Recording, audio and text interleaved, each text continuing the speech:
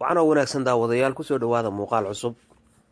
waxaa isa soo tarayo khilaafka iyo xiisadaha u dhexeeya wadanka sacuudiga iyo dalka iiraan kadib markii la daawaday muuqaal male awaan ah oo ay sacuudigu ka dhigeen weerar ay ku qaadeen wadanka iiraan.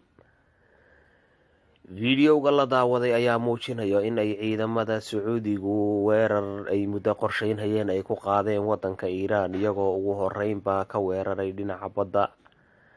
maraakiib waaweyn oo ay leeyihiin sacuudiga islamarkaana ay saaran yihiin sawaariikh iyo hub aad casri u ah ayaa u jahaystay dhinaca iiraan.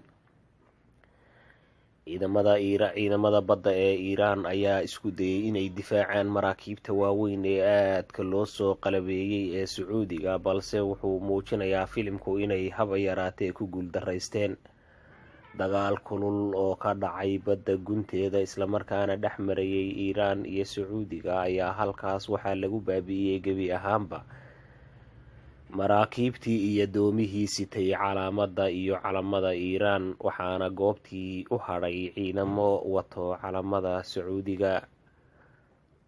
dagaalkan khayaaliga ah ayaa lagu muujinayay awood aad u badan oo sacuudigu uu u leeyahay inuu baabi'iyo guud ahaan dalka iiraan. sawaariikhdii iyo gantaalihii ay sacuudigu ridayeen waxay dhammaanba haleeleen awooddii badda ee iiraan ay lahayd. waxaa halkaas ku baaba-ay gebi ahaanba maraakiibtii iyo doomihii ay wateen ciidamada iiraaniyiinta, waxaadna arkaysaan iyagoo wada holcanaya.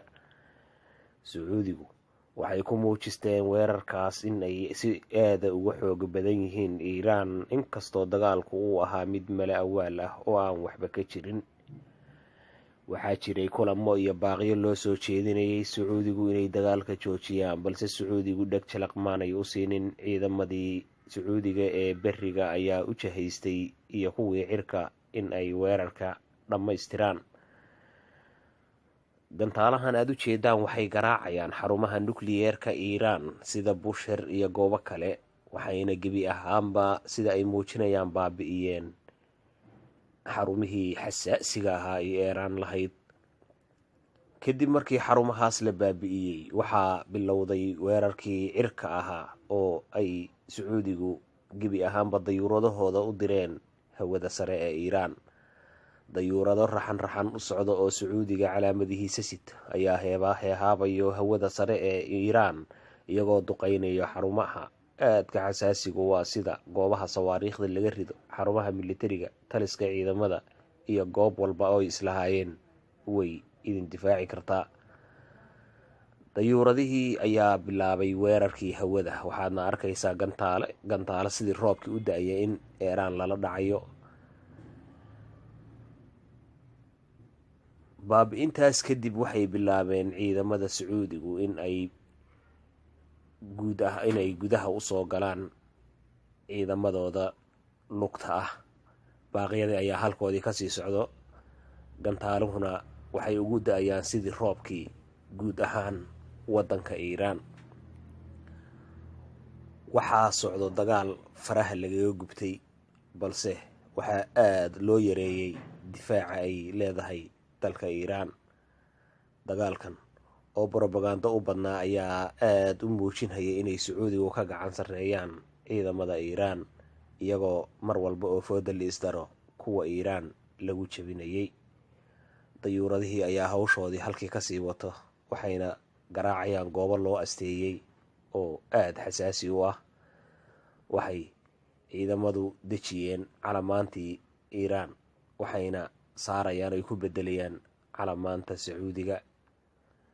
dayuuraduhu hawshoodii ayay sii wataan, waxayna duqeynhayaan goobihii loogu talagalay. waxaa bilaabatay in ay ciidamadii afantariga sacuudigu gudaha dalka usoo galaan, waxaadna arkaysaa gawaadhidii iyo tiknikadii oo dhulka u degay. taangiyadii casriga ahaa ee sacuudigu waxay dhex mushaaxayaan saxaraha iiraan sida weerarkan mala awaalku tilmaamayo.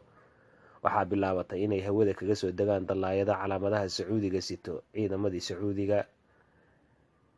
sacuudigu waxay u degeen dhulka, waxaana halkaas ka daawanhayo oo si toosa ula socda arrinta maxamed bin salmaan oo dagaalka hogaaminhayo isagoo sacuudiga dhex fadhiyo.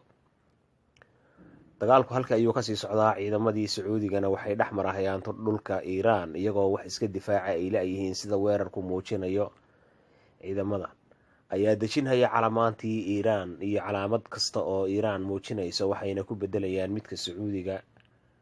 meel walba olol ayaa ka kacaya. ciidamaduna waxay ka wadaan baaritaan xoogan si ay usoo qabqabtaan madaxdii iiraaniyiinta ee dhuumanaysay. waxaad aragtaa oo gacanta lagu dhigay qaasim suleymaani, waa ninkii ugu sarreeyay ciidamada ilaalada kacaanka iiraan. waxaana sidoo kale dhulka kusoo dhacay sawiraantii khumeyni iyo aayatullah cali. diyuuradaha sacuudigu waxay